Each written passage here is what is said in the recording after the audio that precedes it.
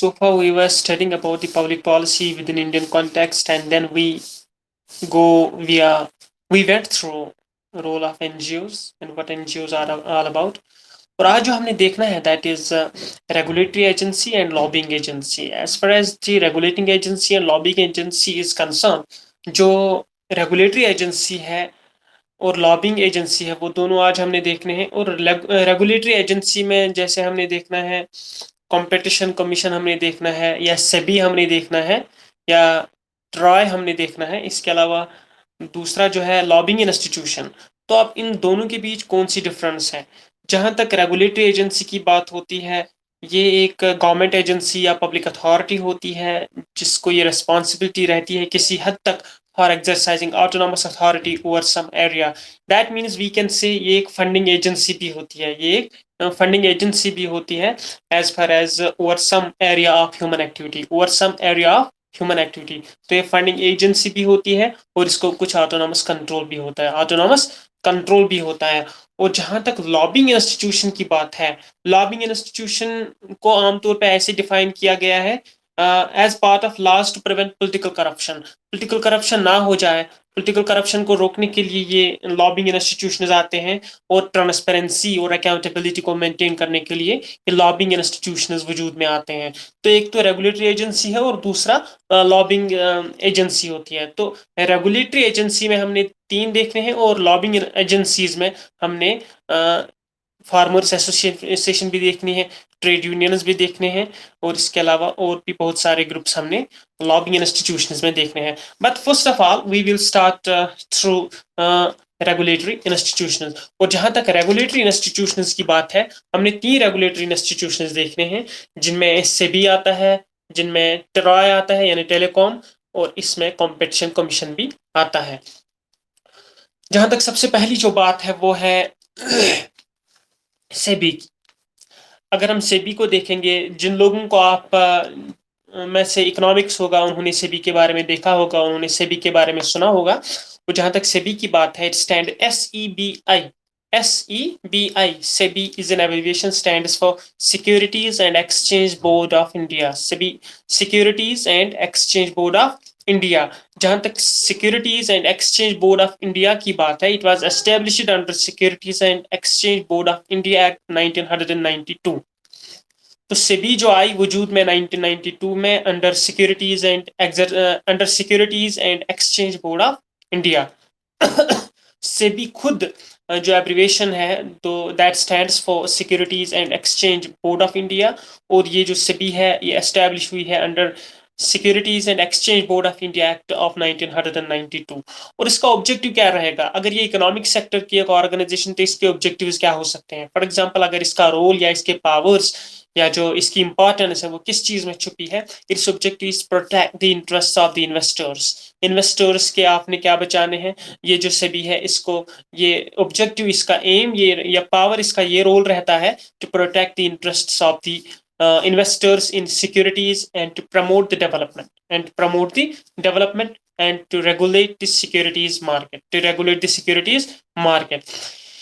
It is regulating the business in stock exchanges. तो इसका role ये रहता है स्टॉक एक्सचेंज में बिजनेस को रेगुलेट करना है, और जो अदर सिक्योरिटीज मार्केट है वो भी मेंटेन करने हैं।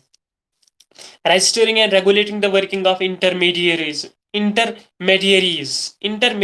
which are associated with securities market या business market या stock exchange में जो business है वो रेगुलेट करना है, उसके हिसाब से इसने रेगुलेशंस बनाने हैं, वो एक ऑर्डरली मैनर में इसने चलाना है। और इसके अलावा इसका रोल ये भी है to protect the interests of the investors, to protect the interests of the business tycoons या entrepreneurs and to maintain the business in stock exchanges of the country। तो सेबी जो है ये 1992 में आई है वजूद में, securities and exchange board of India act के तहत, securities and exchange board of India act के तहत। और जहां तक इसका रोल है, इसकी इंपॉर्टेंस है, तो एक तो ये प्रोटेक्ट करते हैं इंटरेस्ट ऑफ द इन्वेस्टर्स, ये, और दूसरा ये रेगुलेट करती है business and security in the stock exchanges. इसके अलावा it helps in promoting and regulating self regulatory organizations.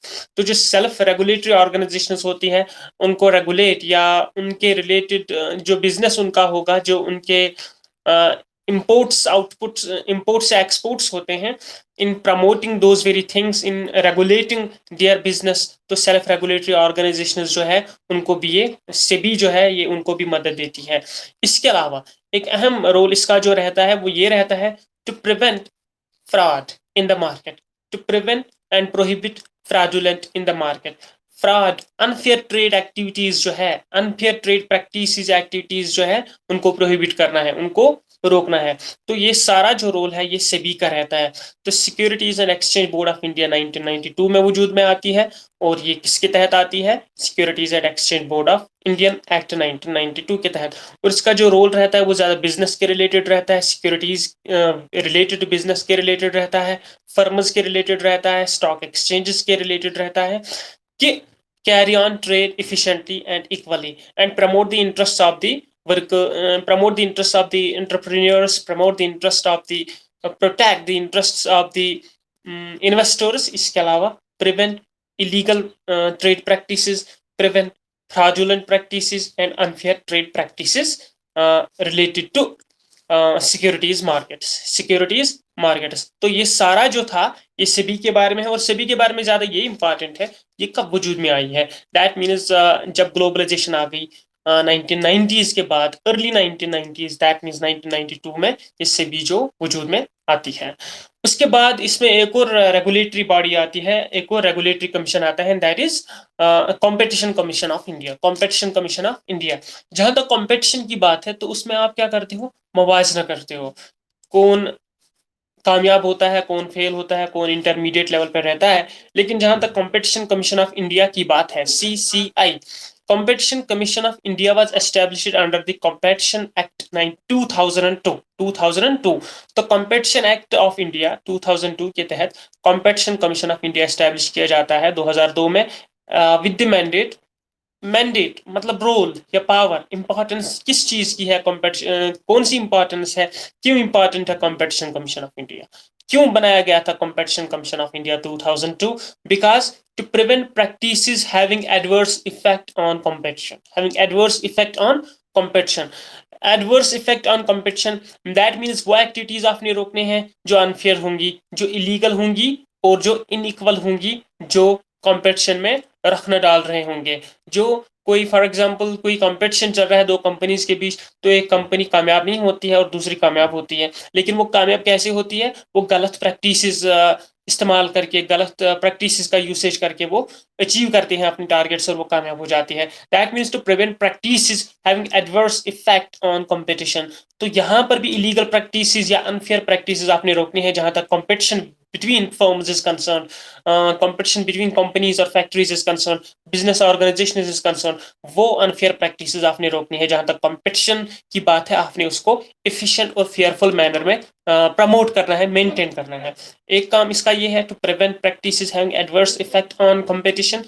दूसरा promote and sustain competition in markets. आपने कॉम्पिटिशन को मेंटेन रखना है, आपने कॉम्पिटिशन को मेंटेन रखना है with in markets and protect the interests of the consumers. Competition Commission का ये भी मकसद रहता है to protect the interest of the consumers. Protect the interest of the consumers.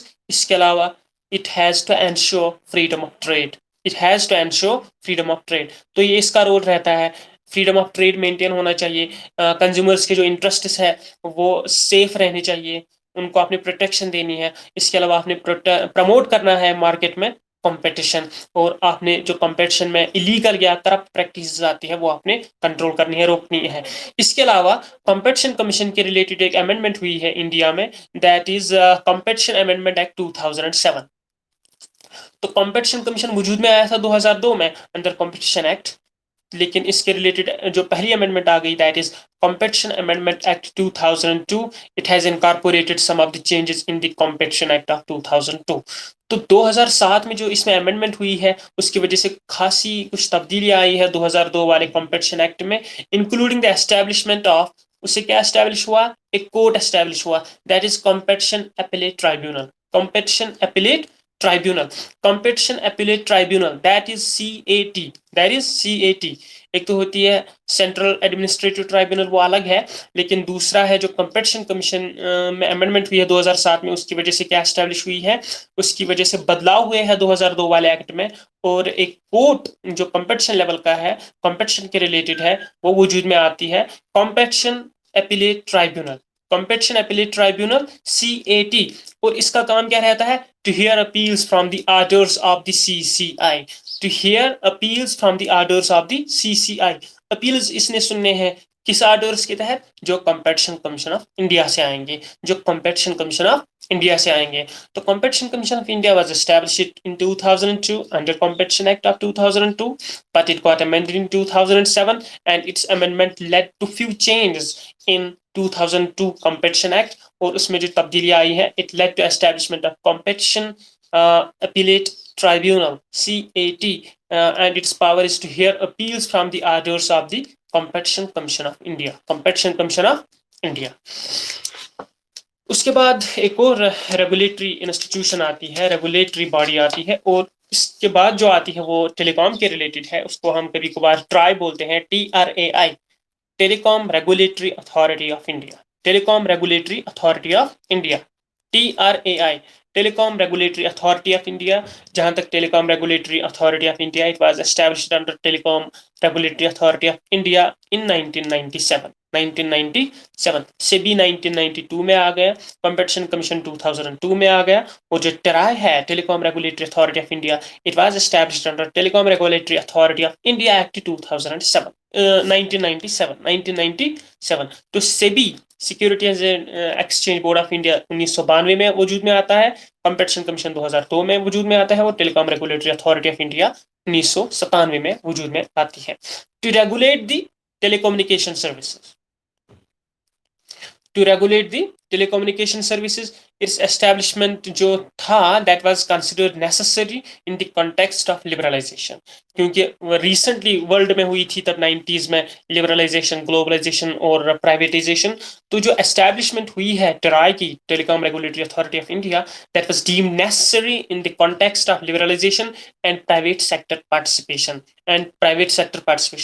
तो liberalization और private sector participation in the telecom sector, and to provide a level playing field for all operators।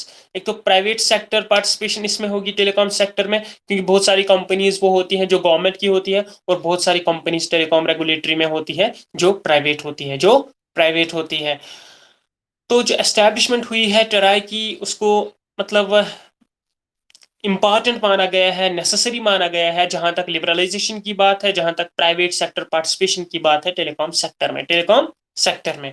और 1997 में तो try establish हुई, लेकिन इसमें जो पहली अमेंडमेंट हुई है वो 2002 में हुई है, by amendments made way back in later on in 2000 in the TRAI Act, the entire telecom regulatory framework and the dispute settlement mechanism were strengthened।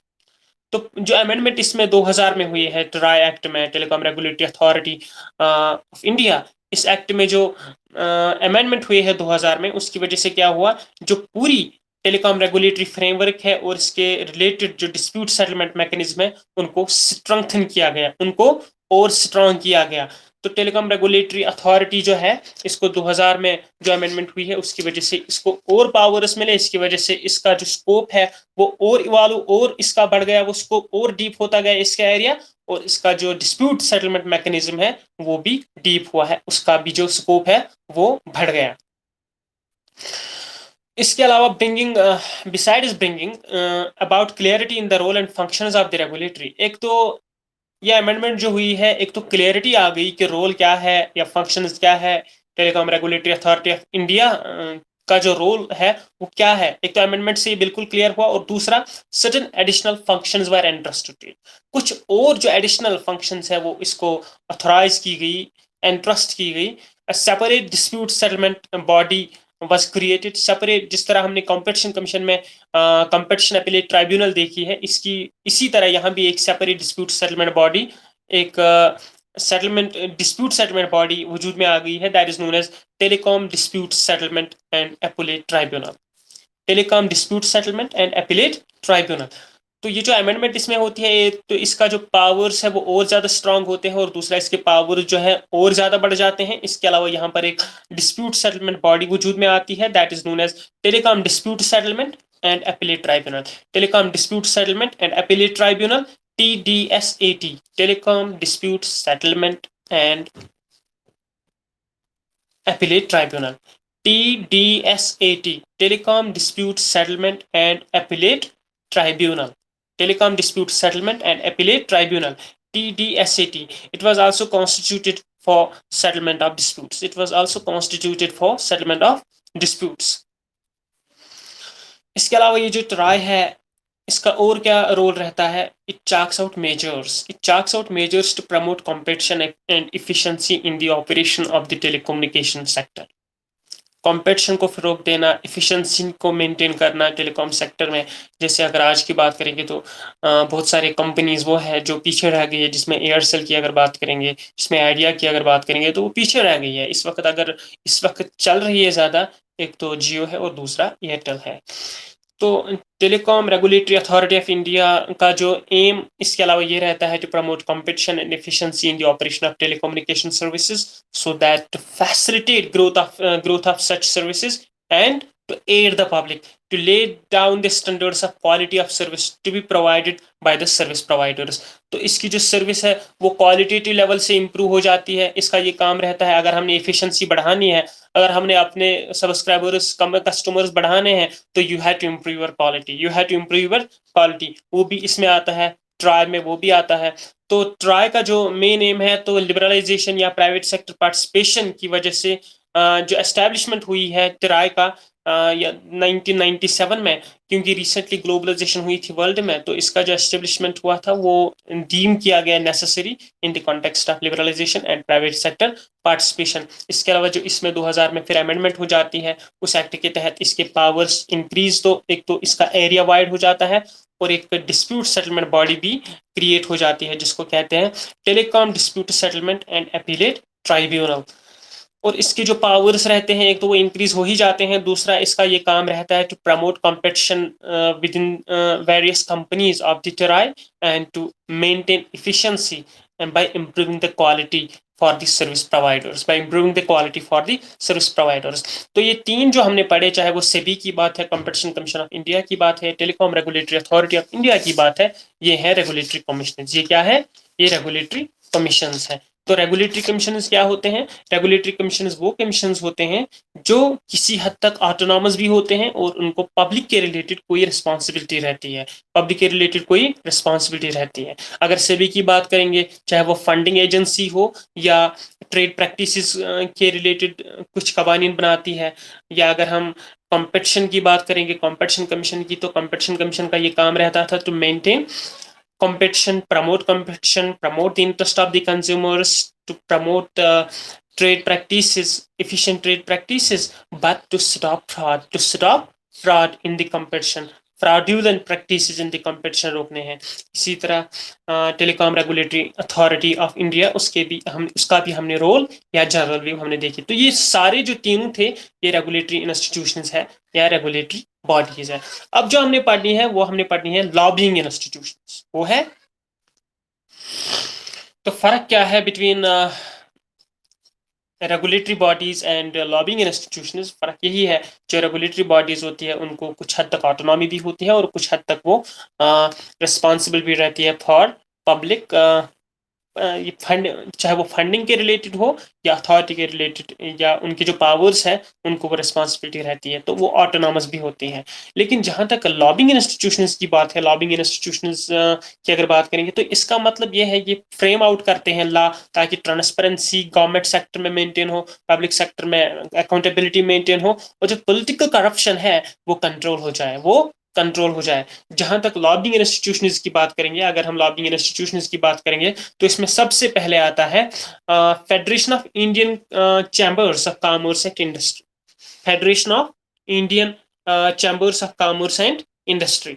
अगर हम federation of Indian Chambers of Commerce and industry की बात करेंगे, FICCI, federation of Indian Chambers of Commerce and industry एक non governmental trade organisation होती है, या non governmental trade association होती है, या एडवोकेसी ग्रुप होता है जो इंडिया में एस्टैब्लिश हुआ है। यह एस्टैब्लिश कब हुआ है? 1927 1927 में 1927 में ये जो Indian Chambers of Commerce and Industry है 1927 में एस्टैब्लिश हो जाती है on the advice of Mahatma Gandhi, on the advice of Mahatma Gandhi, by advice of Mahatma Gandhi होती है। लेकिन एस्टैब्लिश कौन करते हैं? एस्टैब्लिशिंग लीडर्स कौन होते हैं? G D Birla and Parshottam Das Thakur Das.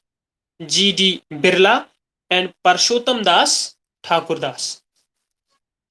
So, on the advice of Mohandas Karamchand Gandhi, way back in 1927, prior to independence 1947, on the advice of Mahatma Gandhi, Chambers of Commerce and Industry, या Federation of Indian Chambers of Commerce and Industry FICCI established हो जाती है on the advice of Mahatma Gandhi in 1927 by G.D. Birla and Parshottam Das Thakur Das, Parshottam Das Thakur Das. और ये जो Federation of Commerce and Industry है, it is largest oldest and apex business organisation of India. Largest भी है, कदीम oldest भी है, और टॉप लेवल की बिजनेस ऑर्गेनाइजेशन है इंडिया की, एपेक्स लेवल बिजनेस ऑर्गेनाइजेशन है इंडिया की। तो ये नॉन गवर्नमेंटल भी है और ये नॉन प्रॉफिट ऑर्गेनाइजेशन भी है, नॉन गवर्नमेंटल भी है और नॉन प्रॉफिट ऑर्गेनाइजेशन भी है। और जहां तक FICCI की मेंबरशिप है, it draws it's membership from the corporate sector. तो बिजनेस सेक्टर से इसमें ज्यादा मेंबरशिप आती है, चाहे वो पब्लिक सेक्टर हो या प्राइवेट सेक्टर हो, पब्लिक सेक्टर हो या प्राइवेट सेक्टर हो। इसके अलावा the chamber is having an indirect membership of over 2.5,000। अगर हम बात करेंगे 2,50,000 जो कंपनीज है from various regional chambers of commerce India की है, उनकी इनडायरेक्ट मेंबरशिप इसके साथ है। तो 2.5 लाख जो छोटी कंपनीज है इंडिया में जो काम कर रही है, उनकी इस चैम्बर के साथ इनडायरेक्ट मेंबरशिप है, उनकी इस चैम्बर के साथ इनडायरेक्ट मेंबरशिप है। इसके अलावा इसका काम क्या रहता है? It is involve in specific business building, तो specific sector business building, business promotion के साथ साथ नेटवर्किंग। और जहां तक इसके हेडक्वार्टर की बात है, that is in new Delhi, that is in new Delhi. और जहां तक इसकी प्रेजेंस की बात है, it has a presence right now, it is having presence in 12 Indian states and 8 countries across the world, 8 countries across the world. तो India की 12 states में इसकी प्रेजेंस है, इसके अलावा 8 दुनिया के ममालिक में भी इसकी प्रेजेंस है। तो सोफा 94 ईयर्स अगो 1927 में एस्टैब्लिश हुई थी। तो इसके जो फाउंडर है जी.डी. बिरला है, घनश्याम दास बिरला, घनश्याम दास बिरला और परशोत्तम दास ठाकुर दास। और जहां तक ये टाइप ऑफ ऑर्गेनाइजेशन, ये कौन सी ऑर्गेनाइजेशन है? हाँ, लॉबिंग इंस्टीट्यूशन तो ये है, but it is non governmental trade association, non governmental trade association. और इसका जो पर्पस रहता है, that is policy advocacy, policy advocacy, efficient policy. और इसके जो हेडक्वार्टर्स दिल्ली में है। और ये जो एरियाज कवर करती है, अगर हम इसकी मेंबरशिप विद इन इंडिया देखते हैं, कुछ तो 8 ममालिक में भी है। दैट मीन्स इसकी जो मेंबरशिप है, इसकी जो एरिया है, एरिया सर्व्ड सिर्फ नेशनल लेवल के नहीं है, बट वर्ल्ड वाइड है, वर्ल्ड वाइड। और जहां तक इसकी सर्विसेज है, सर्विसेज मतलब ये कौन सा रोल निभाती है?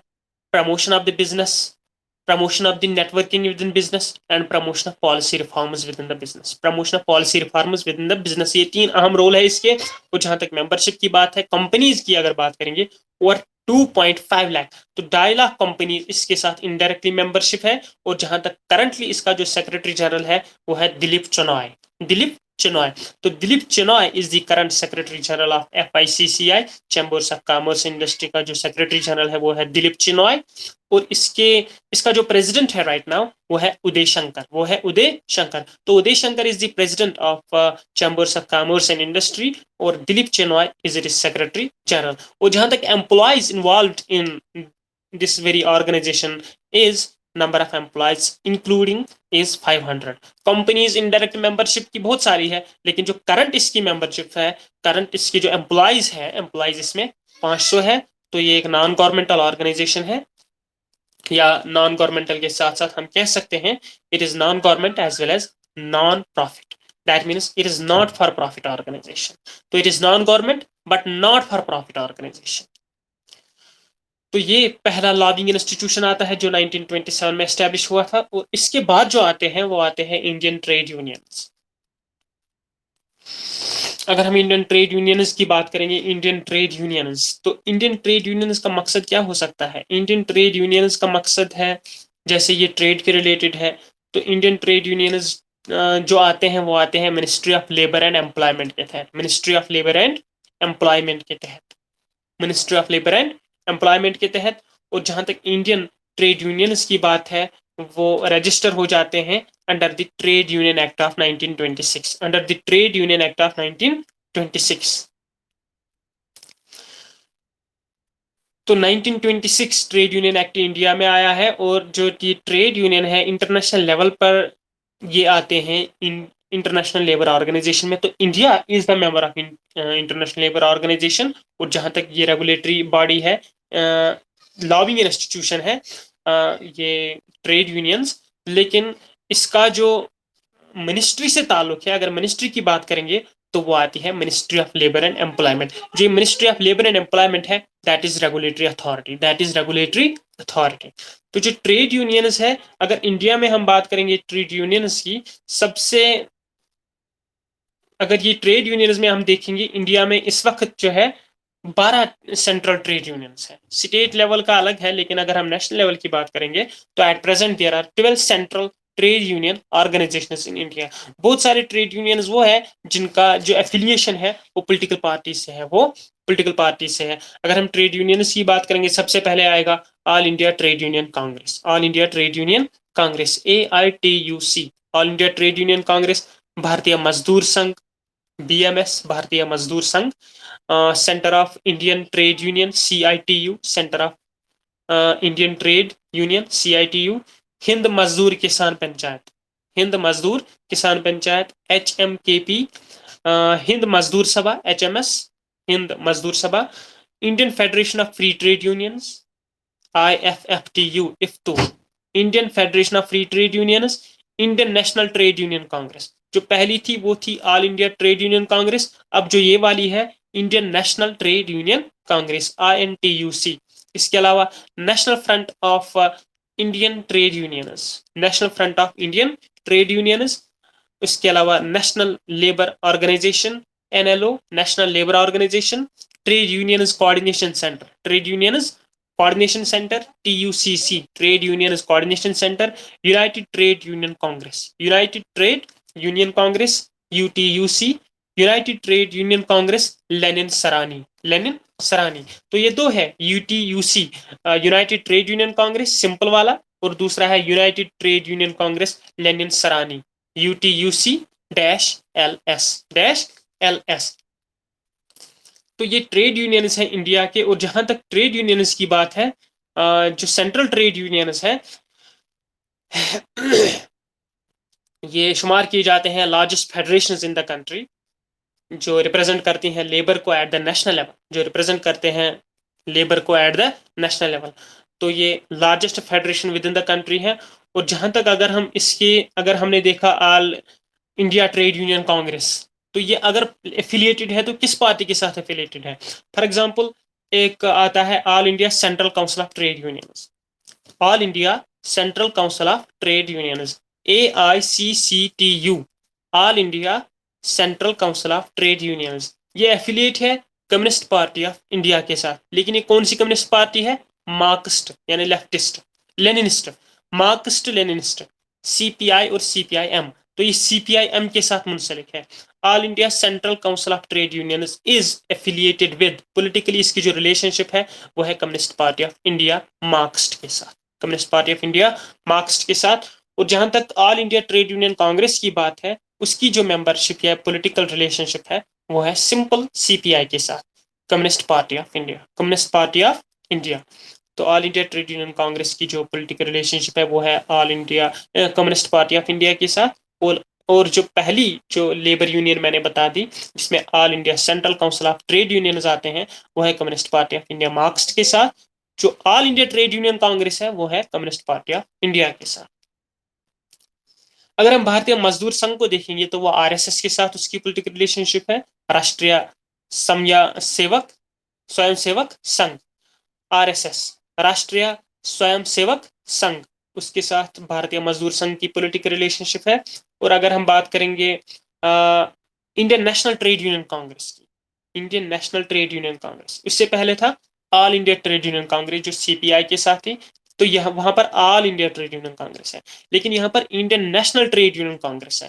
अगर Indian National Trade union Congress की बात करेंगे तो that is related to Indian National Congress, that is politically related to Indian National Congress.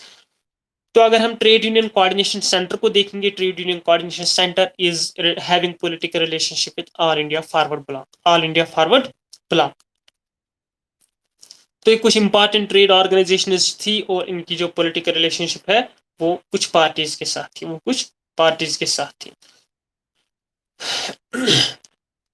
और कुछ इंपॉर्टेंट पर्सनैलिटीज जो इन्वॉल्व हुई है नेशनल लेवल की ट्रेड यूनियन जो है इंडिया में है, उनके अगर लीडर्स हैं, मतलब अहम लीडर्स, इंपॉर्टेंट लीडर्स कौन से हैं, जैसे ए बी बरदान है, एपी बरदान है, बीपी वादिया है। और करंटली अगर हम देखें तो करंटली इसमें आएगा ट्रेड यूनियंस में एस वी घाटे एंड बीटी राणादेव, बीटी राणादेव। तो ये कुछ लीडर्स है जो ट्रेड यूनियंस के रिलेटेड पास्ट में रहे हैं, जो ट्रेड यूनियंस के रिलेटेड पास्ट रहे हैं। तो राइट नाउ ये जो हम पढ़ रहे हैं लॉबिंग इंस्टीट्यूशन, इनमें हमने अभी तो फेडरेशन ऑफ कॉमर्स इंडस्ट्री देखी और हमने इसमें ट्रेड यूनियन का भी देखा। ट्रेड यूनियन के बाद इसमें आता है भारतीय किसान संघ, भारतीय किसान संघ, all India farmers association, all Indian farmer association यानी भारतीय किसान संघ, BKU, BKU।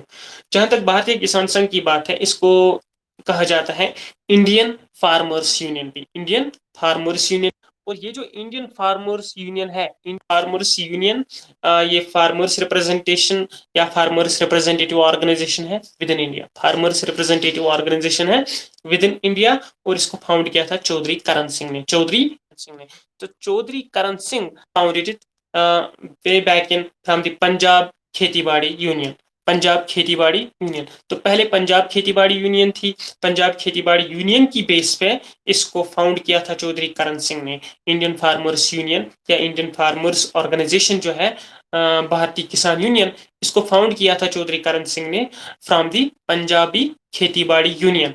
जो पंजाबी खेतीबाड़ी यूनियन है that was Punjab farming union, that was Punjab farming union, FAR, Punjab farming union, जो एग्रीकल्चर के साथ मुंसलिक थे, which became its Punjab branch, which became its Punjab branch. तो चौधरी करण सिंह ने भारतीय किसान यूनियन फाउंड की थी on the base of Punjab खेतीबाड़ी यूनियन।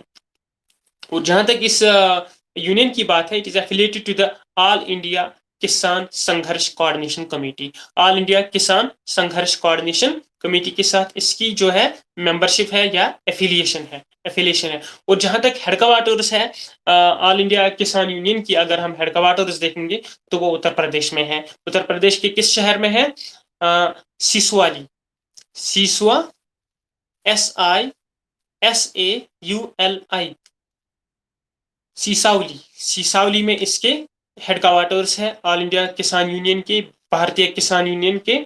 तो इसकी जो फॉर्मेशन हुई थी वो 1 जुलाई 1978 में हुई, 1978 में हुई। तो फाउंडर्स इसके जो है वो है चौधरी करण सिंह, चौधरी करण सिंह के साथ बाकियों का भी रोल रहता है, लेकिन जो मेन रोल रहता है वो चौधरी करण सिंह का रहता है। और ये किस बेस पे बनाए जाते हैं? जो पंजाब खेतीबाड़ी यूनियन थी, किसान संघर्ष समिति जो थी पंजाब और हरियाणा में जो एक्टिव थी, उसके बेस पे इसको बनाया गया था। तो 1 जुलाई 1978 में ये वजूद में आती है। और जो फाउंडर्स है चौधरी करण सिंह उनमें मेन है, बाकी इनमें MD नंजुंदा स्वामी है, नारायण स्वामी नायडू है, भूपेंद्र सिंह मन है, महेंद्र सिंह टिकायत है, महेंद्र सिंह टिकायत है। और इसका जो लीगल स्टेटस है वो एक्टिव है। और जहां तक इसके हेडक्वार्टर्स है वो सिसवाली में है, यानी किसान भवन सिसवाली, मुजफ्फरनगर, उत्तर प्रदेश।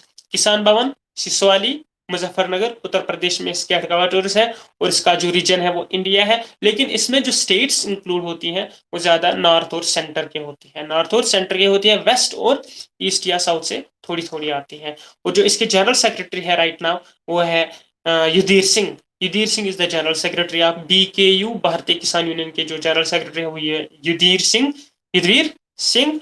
और इसके जो नेशनल स्पोक्स पर्सन है वो है राकेश टिकायत, राकेश टिकायत। और जहां तक ये जो फार्मर्स एसोसिएशन है, इसका काम क्या रहता है, मेन जो इसका काम रहता है, to highlight the issues of the farmers और peasants within the country, highlight the issues of the farmers और peasants within the country.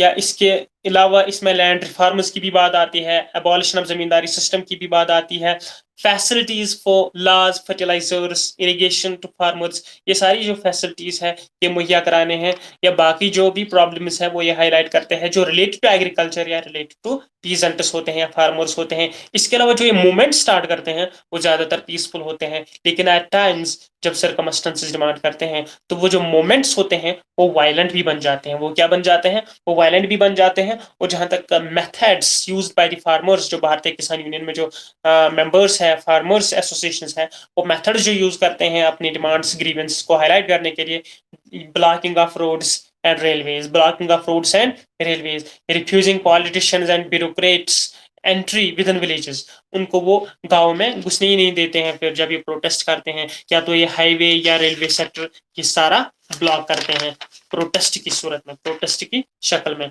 One such movement was also organised, ऐसा मूवमेंट ऑर्गेनाइज किया था Bharatiya Kisan union ने, led by Mahendra Singh Tikait. तो agrarian, जो agrarian that means agrarian sector, agricultural sector जो है, agrarian struggles of the 1980s was a well organised protest against the state. तो 1980s में जो एग्रेरियन मूवमेंट्स हुए थे वो एक कंसिडर किया जाता है well organised protest against the state. And right now agrarian movements are taking place mostly in Punjab, Haryana and Delhi border as well. जो फार्मर्स प्रोटेस्ट चल रहे हैं, more than 100 days have passed, जो 3 फार्मर लॉस हुए थे उनके अगेंस्ट वो चल रहे हैं, तो वो अभी भी कंटिन्यू है। तो फार्मर्स जो है वो मोस्टली क्या मेथड्स यूज करते हैं, वो पीसफुल यानी पीसफुल यूज ऑफ स्ट्राइक्स, चाहे वो ब्लॉक करते हैं हाईवे या नेशनल हाईवे, लेकिन कभी कभार इनके जो मूवमेंट्स है वो वायलेंस में, उनमें भी मतलब वायलेंस आ जाती है, वायलेंस मतलब यूज करते हैं वो कभी कभार। Otherwise most of the time उनके जो मूवमेंट्स रहते हैं वो पीसफुल रहते हैं, और ये ब्लॉक करते हैं हाईवेज, रेलवेज। इसके अलावा ये एंट्री नहीं होने देते हैं पॉलिटिशियंस या ब्यूरोक्रेट्स की अगर बात है, उनको विलेज में वो एंट्री नहीं देते हैं। इसके अलावा ये मूवमेंट्स क्यों करते हैं, in order to highlight the grievances and demands of the agricultural sector, और डिमांड्स जो रिलेटेड है फार्मर्स के साथ या पीजेंट्स के साथ जो रिलेटेड है, मुंसलिक है, वो डिमांड से हाईलाइट करते हैं, जिसमें आ जाता है facilities for agriculture, facilities for water irrigation sector in the fields, land reforms, इसके अलावा एबॉलिशन ऑफ जमींदारी सिस्टम, या जो बैरियर्स आते हैं इनको, अगर इनको कैरी ऑन ट्रेड करना होगा, कैरी ऑन फैसिलिटीज करनी होंगी from one place to another place, जो एग्रीकल्चरल यील्ड होगा उनके रिलेटेड कुछ बैरियर्स आए होंगे, वो ये हाईलाइट करते हैं, वो ये हाईलाइट करते हैं। And right now they are protesting against 3 farmer laws, जो लेट 2020 में लेजिस्लेट हुए हैं लोकसभा और राज्यसभा में, इंडियन पार्लियामेंट में, उन 3 लॉज के खिलाफ ये अभी प्रोटेस्ट कर रहे हैं। तो ये भारतीय किसान यूनियन ये भी एक लॉबिंग इंस्टीट्यूशन है।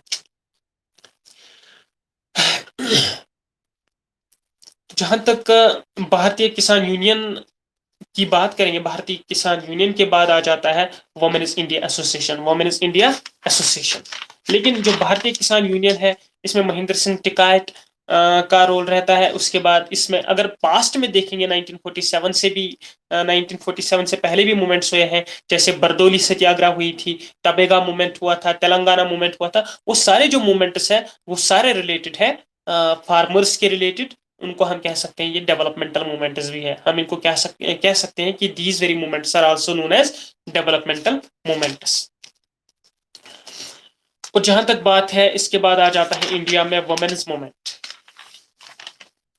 तो अगर हम वुमेन मूवमेंट्स की बात करेंगे, वुमेन मूवमेंट्स मोस्टली हुए हैं in order to raise the issues faced by the women folk, चाहे वो पेट्रियार्क की सूरत में हो, या अकॉर्डिंग टू बेटी फ्राइडान जो एक फेमिनिस्ट रही है, बेटी फ्राइडान, वो कहती है problem is with no name, problem is with no name, problem is with no name, मतलब वो प्रॉब्लम्स जिनको आप कोई नाम नहीं दे सकते हैं, जिनमें डोमेस्टिक वायलेंस आती है, जिनमें you had to keep your women folk restricted to kitchen और हाउस होल्ड एक्टिविटीज या डोमेस्टिक एक्टिविटीज, उनको आप एजुकेशन में कॉम्पिटिशन लेवल में पार्टिसिपेट करने नहीं देते हो, या पॉलिटिकल लेवल पे आप उनको डिसीजन मेकिंग बॉडीज में पार्टिसिपेट करने नहीं देते हो। That is where they are facing the problem is with no name, problem is with no name. तो ये नाम किसने दिया है, बेटी फ्राइडान ने, बेटी फ्राइडान ने। तो ये फेमिनिज्म के रिलेटेड है।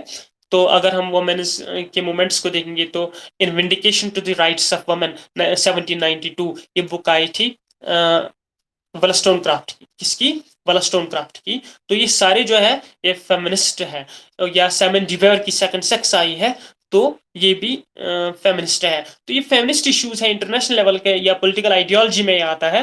लेकिन यहाँ पर इंडिया में अगर बात करेंगे वुमेन मूवमेंट्स की, तो 20th सेंचुरी में बिगिनिंग में ये स्टार्ट हुए थे। 1917 में वुमेन इंडिया एसोसिएशन बनती है। वुमेन इंडिया एसोसिएशन बनती है 1917 में। उसके बाद 1926 में ऑल इंडिया वुमेन कॉन्फ्रेंस होती है। 1926 में ऑल इंडिया वुमेन कॉन्फ्रेंस होती है। और ये कुछ डेवलपमेंट्स है in way towards the development of women's liberation, towards the development for women's liberation। तो ये जो वुमेन की लिबरेशन या वुमेन कॉन्फ्रेंस हुई है, वुमेन इंडिया एसोसिएशन बनती है, इसका मकसद क्या रहता है? To highlight the issues being faced by the women folk, चाहे वो वुमेन राइट्स की बात हो, डोमेस्टिक वायलेंस की बात हो, डाउरी सिस्टम की बात हो, प्रॉपर्टी राइट्स की बात हो, या जेंडर इनजस्टिस की बात हो, या हम पैट्रियार्की की बात करते हैं, या जैसे मैंने बता दिया problem is with no name, problem is with no name. जैसे वो कुछ वेव्स आती है फेमिनिज्म में, जिसमें first wave, second wave, third wave, जिसमें पहले इनको वोटिंग राइट्स नहीं थे।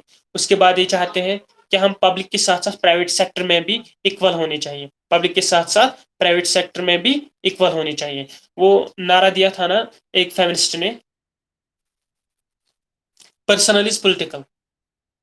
वो एक नारा दिया था फेमिनिस्ट ने, personal is political. That means personal problem जो वुमेन फेस कर रही है, that is because of the existing political systems, because of the existing political systems. तो जहां पर वो मेन जो है उनके बहुत खासी पीछे रहते हैं, बैकवर्ड रहते हैं as compare to men, in comparison to men. तो चाहे वो वायलेंस होती है या उनके राइट्स वायलेट होते हैं, तो वो बिकॉज ऑफ द सिस्टम है, बिकॉज ऑफ द सिस्टम है। दैट इज वाई उन्होंने वहां पर बोला था पॉलिटिकल इज पर्सनल या पर्सनल इज पॉलिटिकल। जो भी वो नारा था वो एक फेमिनिस्ट ने दिया था लेट 1960s और 70s के दौरान। तो वुमेन मूवमेंट इसमें हाईलाइट ज्यादा करते हैं वुमेन इश्यूज, या जैसे मैंने बता दिया बेटी फ्रेडान के मुताबिक problem is with no name, या इसमें वुमेन राइट्स की अगर बात करेंगे, डोमेस्टिक वायलेंस की बात करेंगे, डाउरी सिस्टम की बात करेंगे, प्रॉपर्टी राइट्स की बात करेंगे, पैट्रियार्की की बात करेंगे, या जेंडर इनजस्टिस की बात करेंगे।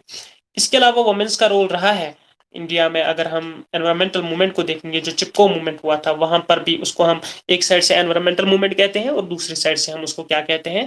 That is a women movement, that is a women movement.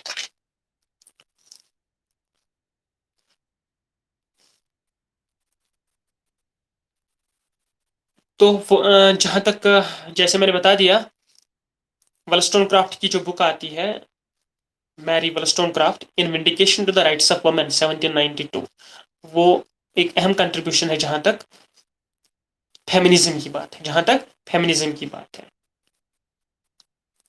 और सबसे पहली बुक जो फेमिनिज्म पे आई है, that is city of the ladies by Pisan, PISAN, Pisan कुछ नाम है उसका।